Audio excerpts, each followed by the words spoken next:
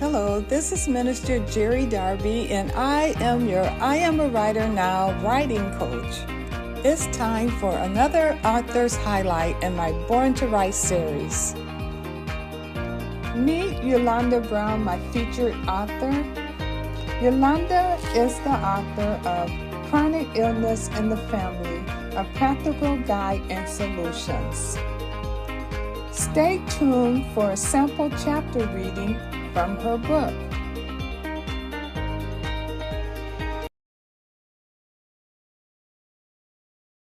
There is no right way or wrong way through your situation. Comparison will aid you in having a defeatist attitude. Don't compare your progress or your pain to someone else's. You are not someone else. You are you. I can assure you that after you have heard enough stories of those who have bounced back in 2 weeks with your condition, it will leave you feeling that there is something wrong with you, when in fact, you don't know their situation. That is why we must have a plan to return to health. One day, I was on my support group website, a site for those battling AVN. Someone stated that they had had the disease for 2 years and couldn't get a hip replacement for whatever reason. They also stated that they would just have to live with it. I remember thinking about what kind of AVN they had that they wouldn't search high and low for a cure to make the pain stop. Surely they didn't suffer from the same debilitating disease I had. Another lady stated that she was in stage 2 of AVN and still managed to walk a mile every day. I wanted to snoop further into these people's real lives. I didn't believe them. No one with this pain that I have would settle for the pain and sure as heck are not walking a mile a day. These people are frauds, I thought. Here I was, barely able to move my leg without excruciating pain, and they are settling and exercising? No way. For a while, I got caught up in the fray. I was a researching maniac, both hopeful and terrified. Researching about your condition can be both harmful and beneficial for your mental and physical health. Between Dr. Google and online support groups with self-appointed doctors, you can do a real number on yourself. Make sure you are checking with your doctor before starting or stopping any new medications or activities. One day, you'll have hope because of a posted story of triumph. The next day, the accounts of someone else may leave you frightened for what may come for you. That is why it is important to run your race and not compare recovery times and symptoms or prognoses and progress. You are not someone else. You are you. There came a time when I accepted that I could no longer do the tasks that I was used to.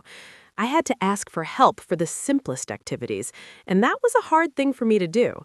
In my mind, I was still mobile and self-sufficient. The reality was, this had changed my life. Social outings ceased, I started to isolate myself, and I wasn't eating or sleeping. I was succumbing to the disease, pain and depression, and I was doing nothing to stop it. I wallowed in self-pity day after day. I know it wasn't normal to sit on my bed for 12 hours a day without hope and sink into lifelessness. I know that it wasn't normal to not answer my phone or return phone calls, ever. I also knew that if I could have gotten away from my family at that time, I would not be here to tell you my story. I was detached from life in every way. To be honest, when I look back now, some of it is still a blur. It was a very dark place, and one where I couldn't hear God. I couldn't see any light. I shut out all the good and blessings in my life. I just wanted to be alone with my pain, and I was for a while. My resolve and plan for a year was to get through the day. After a while, I started to contemplate how not to wake up. I would fantasize about how I was going to do it.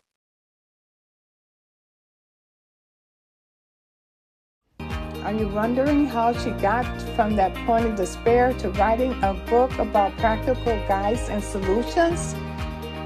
Her book is available on Amazon.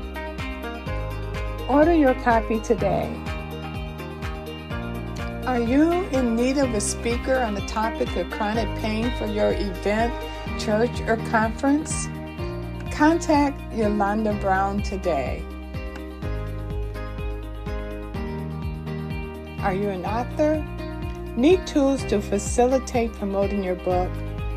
Contact me for your author's visibility package today.